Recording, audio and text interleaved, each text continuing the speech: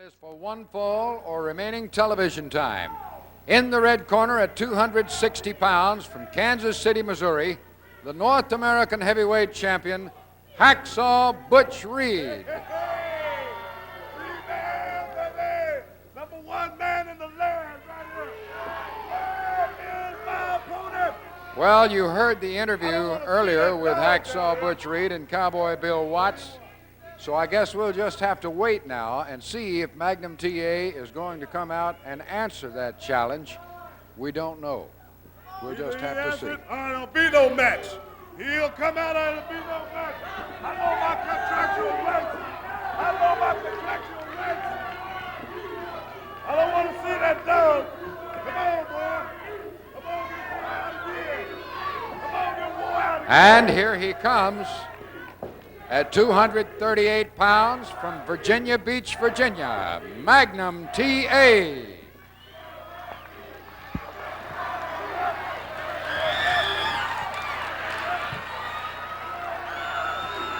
Well, as the introduction of the match, Hacksaw Butch Reed, and as Johnny Martinez holding the belt as the official referee, the challenger, Magnum Oh, look T.A. at this.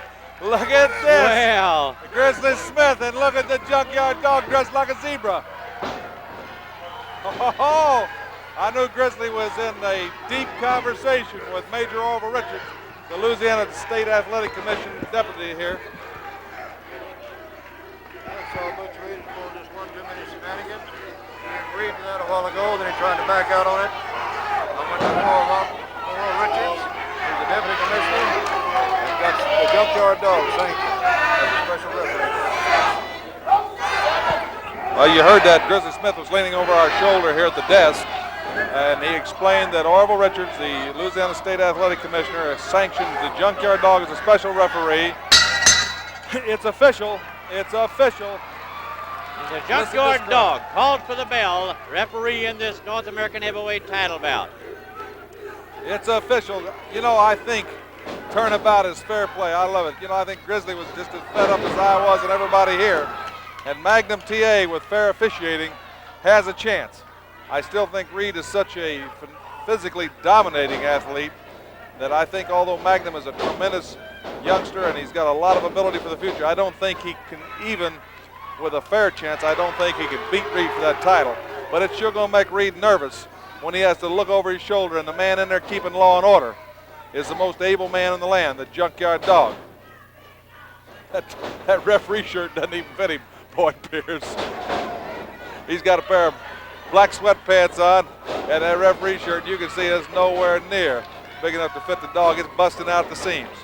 Reed was really upset, but he'd made the rules, and Grizzly Smith, just to be sure, got Major Orville Richards to sanction it. Sometimes we say things that comes back to haunt us, Bill, and I'm sure Hacksaw Butch Reed realizes that now. Well, of course, you still got to realize that Hacksaw Butch Reed may not care about getting disqualified because that doesn't cost him that title. Boy, he had to get those shoulders up quick. Dog was slapping that mat on him. He's going to have to make sure that he doesn't get those shoulders too close to that mat. And listen to this crowd, JYD, there, Chad, JYD.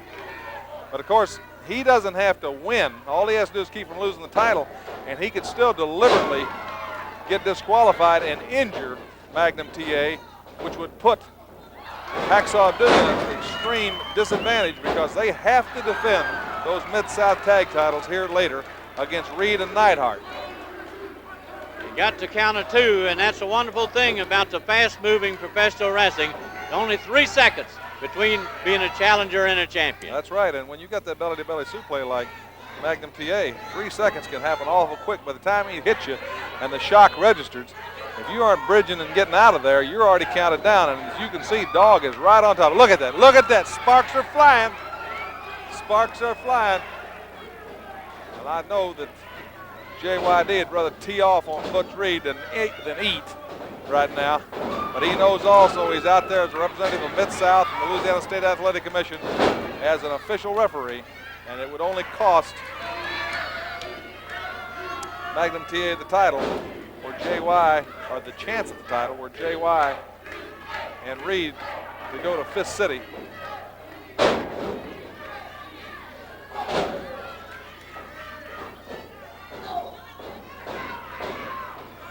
Again, I certainly don't want to put Magnum T.A. down. He's a fighter. This youngster, we've watched him really develop here on Mid-South, protege of the American Dream, Dusty Rhodes.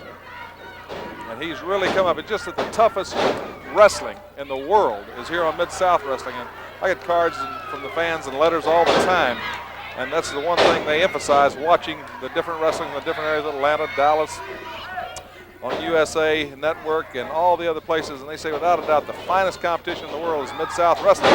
And the great main events are here on Mid-South Wrestling. And here you see another great main event. This is not the main event that we all had hoped for with JYD. And JY's counting just as fair. Just as fair. He was counting Magnum T.A. down. So JY is really enforcing the rules. He's a man of pride. Now he's asking him if he's got a stranglehold on there or just a reverse chin lock, as long as he's not cutting off and turning it into a choke. Reed's trying to really bear down. Reed is one of the most physically dominating men I've seen. He's in tremendous condition, tremendously powerful man. I was looking at some film clips of him the other day, studying them, and with another one very interested in unseating him for the title, Hacksaw Jim Dugan, and we were just amazed at the tremendous resiliency and power he has. But he's out there with a referee that at least is going to maintain an even balance, I'll guarantee you. And oftentimes these referees are completely intimidated, and they're just too small to handle it physically. They're not out there to handle it physically. I'm telling you, I refereed a few matches in my career, and it's a lonely position.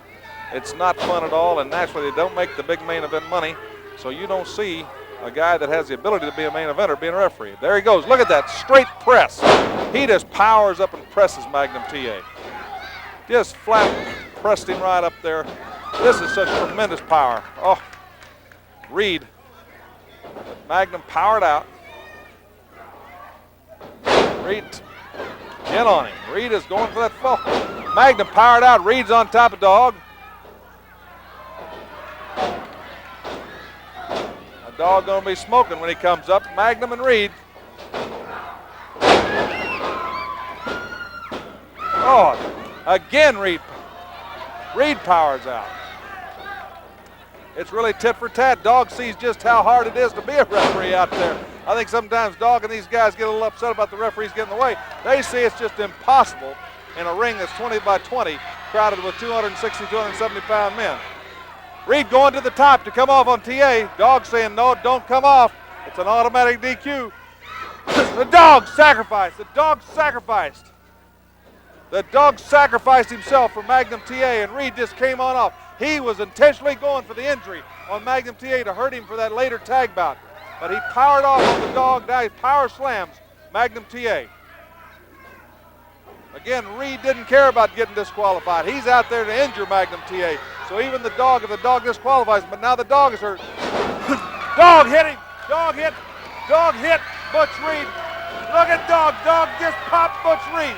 And listen to the howl, Bill. Dog just popped Butch Reed. Whoa! Belly to belly. Dog counted it down. He got him, and the referee Junkyard Dog called for the bell. There's the belt. A new champion. A new North American champion, Boyd Pierce. Referee Junkyard Dog hands the belt and raises the hand of the winner